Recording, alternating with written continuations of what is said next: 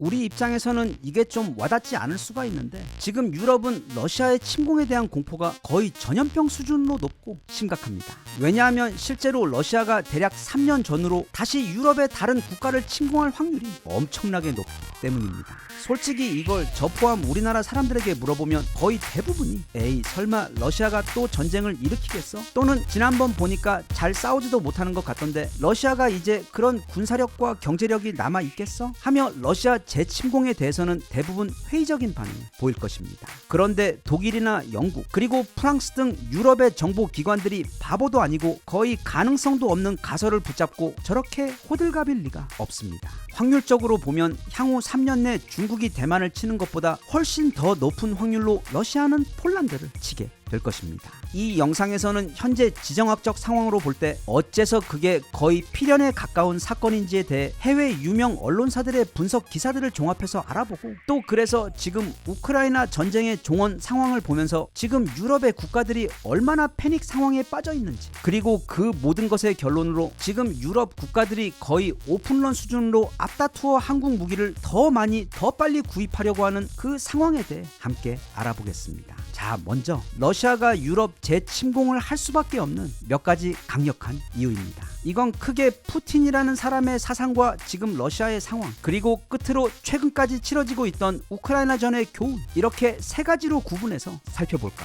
합니다. 뭐 별로 놀랍지는 않지만 푸틴은 자신을 황제라고 여깁니다. 그리고 실제로 그가 러시아의 대통령으로 재임한 기간인 약 22년 여기다가 사실상 실권자였던 총리 재임 기간 4년까지 포함하면 그는 약 26년간 러시아의 최고 권력자로 군림했습니다. 그리고 앞으로도 그의 수명이 닿을 때까지 그의 권좌를 위협하는 사람은 없습니다. 그래서 그는 스스로를 황제로 인지해도 될 만한 환경에 놓여 있는데 문제는 그가 실제로 자신을 러시아의 대통령이나 또는 소련의 서기장으로 생각하고 있는 것이 아니라 몇몇 자리에서 아예 공개적으로 자신을 표트르 대제 즉 러시아 제국을 확장했던 차르 황제로 표현했다는 점입니다. 따라서 그의 목표는 단순히 러시아 내에서 최고 권력을 누리는 것이 아닌 과거 러시아 황제처럼 그리고 과거 소련의 영광처럼 서쪽 유럽을 향해 러시아의 영토를 넓히는 것이며 이런 그의 사상은 그가 우크라이나뿐 아니라 폴란드 그리고 발트 3국에 대한 주권을 전혀 인정하지 않고 있고 그 나라들은 러시아가 잠시 잃어버린 영토이자 또 그래서 하루빨리 되찾아야 할 영토들로 표현하며 다루고 있다는 점에서 쉽게 확인이 가능합니다. 그는 또한 자신의 이런 야심은 절대로 협상이나 외교적 방법이 아닌 오직 힘에 의해서만 가능하다는 신념 또한 가지고 있습니다. 이제 두 번째, 지금 러시아의 상황입니다. 지난 우크라이나 전쟁을 거치면서 러시아의 경제 체질은 크게 바뀌었습니다. 쉽게 말하면 정상적인 자본주의 국가 경제 체질이 아닌 전시 경제로 완전히 전환을 해버린 것입니다. 불행인지 다행인지 러시아에게는 엄청난 에너지 자원이 있어 다른 모든 산업이 망가져도 그 에너지 한 가지만 가지고도 나라가 문제없이 굴러갈 수 있는 상황인데 그래서 러시아는 지금 국가 예산의 약 40% 가까이를 모두 다 국방비로 쏟아붓고 있습니다. 이건 단순히 우크라이나 전에 대응하기 위함이 아닌 그것보다는 너무 지나치게 높은 수치로 지금 러시아에서는 과거 2차 대전 피크 시기 때처럼 지난 2년간 군수 산업이 폭발적으로 가동되면서 현재 탱크, 포탄, 미사일과 같은 무기들을 서유럽 전체보다도 훨씬 더 빠른 속도로 생산하고 있는 상황입니다. 게다가 러시아는 지난 3년간의 우크라이나 전쟁 덕에 길게는 70년 묵은 또는 40년 묵은 기존 무기들을 모두 깔끔하게 다 소진해버렸고 이제는 그 자리에 최첨단 기술이 접목된 신형 무기들로 엄청나게 비축을 하고 있는 상황으로 러시아는 지금 커튼 뒤에서 정말 소리 없이 부지런히 어떤 거대한 전쟁을 위한 재장전 중입니다. 이렇게 한 나라가 소위 전시 경제 체제로 돌아서게 되면 그 거대한 군수 공장들이 멈추는 순간 그 나라의 경제 또한 즉각적으로 타격을 받고 멈추게 되며 우선 실업과 함께 경제 위기가 오고 또 그래서 지도자의 인기 또한 떨어지게 됩니다. 그렇기 때문에 이미 이 전시 경제 체제에 올인하며 들어선 푸틴의 입장에서는 반드시 전쟁이 이어져서 이 경제 체제가 계속 돌아갈 수 있도록 해야 하기 때문에 이것은 앞으로 러시아가 추가로 전쟁을 시작할 수밖에 없다는 추측에 크게 힘을 실어주는 강력한 현실 근거가 됩니다. 자, 세 번째로 바로 이번 우크라이나 전쟁의 교훈입니다. 이번 우크라이나 전쟁은 단순히 러시아가 우크라이나를 침공한 뭐 그런 표면적인 사건만이 아닌 지난 1949년 점점 거대해지고 있던 소련의 팽창에 대응하기 위해 창설된 나토와 러시아가 처음으로 충돌한 사건입니다. 즉 지난 75년 동안 서로 칼집에서 칼을 꺼내지는 않고 덩치만 키우고 날만 갈고 있다가 이번에 드디어 러시아 쪽에서 먼저 칼을 뽑아 진검 승부를 걸어온 경우인데, 다시 말하면 러시아가 나토의 결속력과 군사력을 테스트해본 사건이라고 볼 수 있습니다. 물론 우크라이나는 아직 나토가 아니라는 점도 분명히 작용을 했겠지만 결과적으로 나토는 제대로 효율적으로 작동하지 못했습니다. 그러니까 유럽에 있는 무려 32개국의 나라들이 똘똘 뭉쳐 거대한 조직을 만들어 이제 러시아가 쳐들어오면 우리가 가만두지 않겠다고 벼르고 있었는데, 막상 러시아가 실제로 쳐들어오게 되자 서로 눈치만 보며 그 누구도 적극적으로 먼저 나서지 않으며 사실상 유럽 침공의 관문이나 다름없는 그 앞동네 우크라이나가 박살이 나는 동안 대부분 소극적인 경제 및 무기 지원만 했을 뿐 그냥 방관만 하고 있다는 현실을 러시아가 이번에 확인을 하게 된 것입니다. 게다가 또 미국 역시 물론 바이든 때 나토는 물론 전 세계 국가들을 설득하며 제일 앞에서 러시아 타도를 외치기는 했지만 사실 본인들 역시 결정적인 사안에 있어서는 어떻게 해서든 깊숙이 발을 담그려 하지 않고 몸을 사리는 모습을 보여주었고, 이제 새로 대통령이 된 트럼프의 경우에는 이전 바이든 때보다 훨씬 더 이쪽에서 벌어지는 전쟁에는 관심이 없는 것은 물론 기존 나토국들과의 관계까지 굉장히 나쁘기 때문에 이건 러시아 입장에서는 앞으로 더 많은 유럽 국가들을 침공해도 괜찮겠다라는 확신을 가질 수밖에 없게 된 것이 이번 우크라이나 전쟁의 교훈입니다. 앞서도 말했듯 지금 러시아는 전시 경제 체제로 들어섰고 어마어마한 규모의 각종 군수 공장들을 돌리며 지금 엄청난 양의 무기들을 비축하고 있습니다. 그래서 예를 들면 이 세상에서 가장 성스럽고 조심스러운 이름을 가진 글로벌 언론사인 알자지라에서 최근 분석한 것처럼 앞으로 빠르면 3년에서 5년 정도 안에는 러시아는 다시금 충분한 병력과 이번 우크라이나 전때보다 훨씬 더 강력한 군사력을 확보하게 되어 아마 그 즈음 거의 확실하게 폴란드와 리투아니아 국경에 있는 유럽 침공에 있어 최상의 전략적 요충지인 수바우키 회랑 인근을 공격하는 것을 그 시작으로 본격적인 유럽 침공이 시작하게 될 것으로 전망되고 있습니다. 참고로 이 수바우키 회랑은 만약 러시아가 이 100km 남짓되는 지역을 먼저 장악해버리게 되면 발트 3국 즉 에스토니아, 라트비아, 리투아니아는 육로 지원이 완전히 끊겨버려 독일이나 프랑스로부터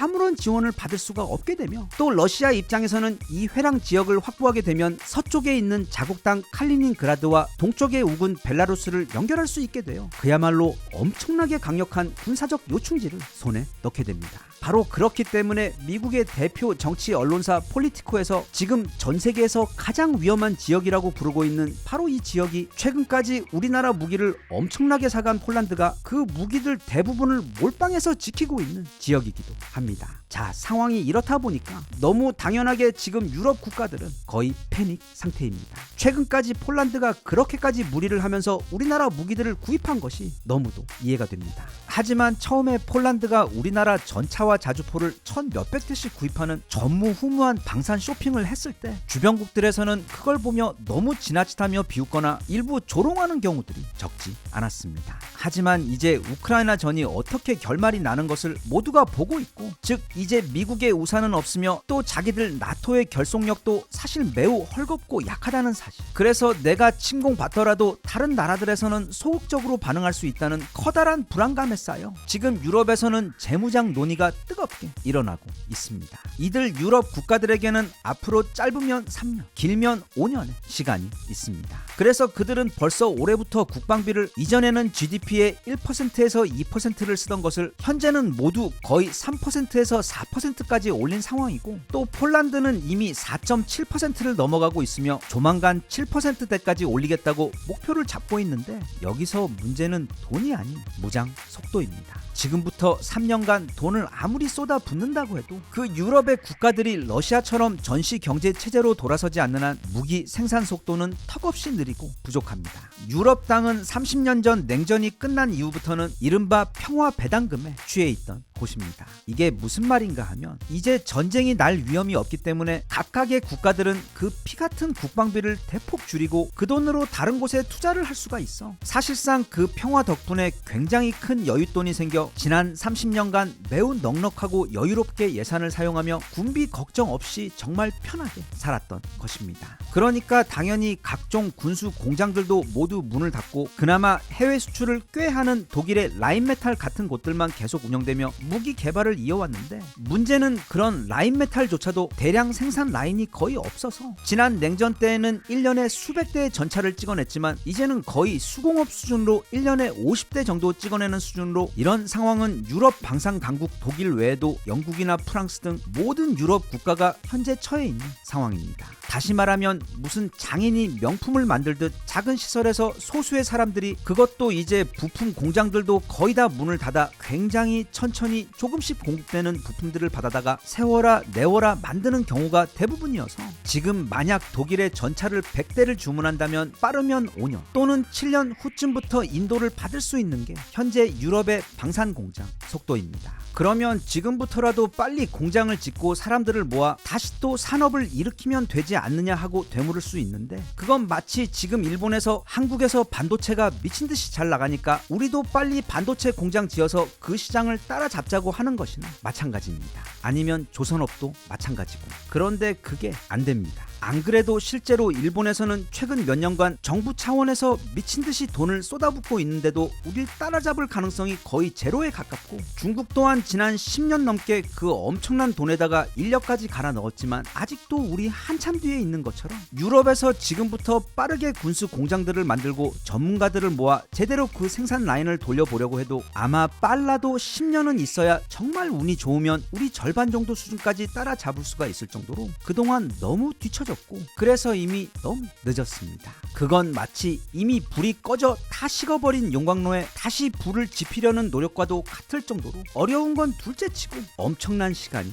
필요합니다. 반대로 우리나라는 우리 위쪽 미친 형님 덕분에 지난 70년 동안 군수 공장에 불을 끈 적이 없습니다. 그것뿐 아니라 어제보다 더 강력한 무기를 만들어내기 위해 쉬지 않고 무기 개량과 기술 개발까지 이어오고 있어 이제는 거의 다 순수한 우리 기술로 웬만한 무기들을 다 만들 수 있을 정도로 마치 나라 전체가 거대한 살아있는 군수 공장일 정도인데다가, 무엇보다 우리나라는 철을 생산하는 것부터 가장 복잡한 최첨단 기술까지 그 모든 걸 우리나라 안에서 모두 다 해결해버리는 엄청난 수직 계열화된 무기 생산 생태계를 갖추고 있는 사실상 전 세계 유일한 나라이기 때문에 마치 스타에서 오퍼레이션 C-월 치트키를 사용하는 것처럼 미친 속도로 육해공 모든 무기를 찍어낼 수 있는 정말 무서운 나라입니다. 그렇기 때문에 우리는 폴란드가 K2와 K9을 주문했을 때도 불과 4개월 만에 초도 물량을 폴란드 땅에다가 인도를 할 수 있었고, 그 외 다른 무기 주문들도 거의 실시간으로 바로 생산해서 납기를 할 수 있는, 사실상 근대 산업의 속도의 기준으로 보아도 말이 안 되는 수준으로 무기를 생산할 수 있는 글로벌 방산 24시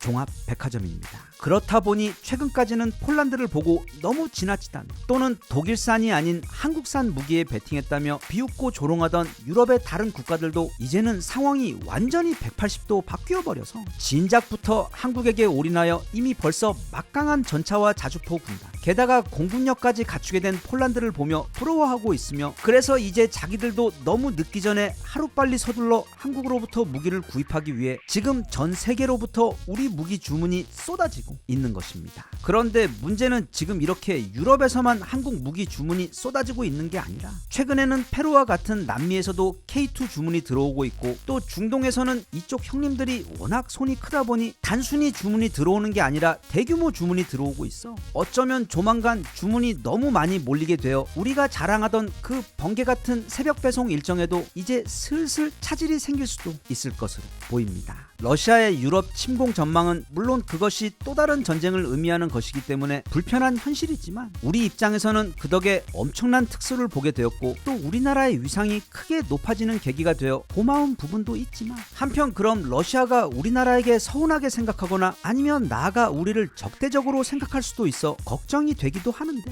러시아에게 있어 대한민국은 이제 완전한 전시 경제 체제로 돌아서서 그 어느 때보다 더 많은 생활 필수품 등 수많은 교육 의료품들이 필요한 그들 상황에서 볼 때 전 세계에서 러시아에서 가장 가까우면서도 러시아에게 필요한 모든 물건을 다 공급할 수 있는 유일한 나라이기 때문에 지금 유럽의 국가들이 무기 때문에 우리를 절실히 필요로 하는 것 이상으로 러시아 또한 무기 외 모든 이유로 인해 어쩌면 전 세계에서 우리나라를 가장 좋아하고 가장 필요로 하며 또 가장 절실하게 절대로 우리 손을 놓고 싶어 하지 않는 국가입니다. 그렇게 현재 우리나라는 지금 서로 거대한 전쟁을 앞두고 서로 장전하며 대립하고 있는 유럽과 러시아 모두가 가장 필요로 하고 원하는 나라이자 그 외 남미나 중동 국가들 또한 가장 찾고 있는 나라이며 또한 지금 미국이 가장 기대고 있는 나라이면서도 심지어 지금 엄청난 싸움을 하고 있는 중국과 일본 또한 서로 갑자기 막 우리에게 친한 척을 하며 가깝게 지내려는 마치 태풍의 눈처럼 세계의 중심에 있는 국가가 바로 우리나라 대한민국입니다. 지난 70년 우리가 수많은 밤을 피땀에 눈물을 흘리며 견디며 지내온 그 고난의 세월이 이제야 열매를 맺고 있는 것 같아 감개가 무량하며 부디 우리나라의 이런 압도적인 경쟁력과 위상이 앞으로도 더욱더 높아지고 오래오래 유지되었으면 좋겠습니다.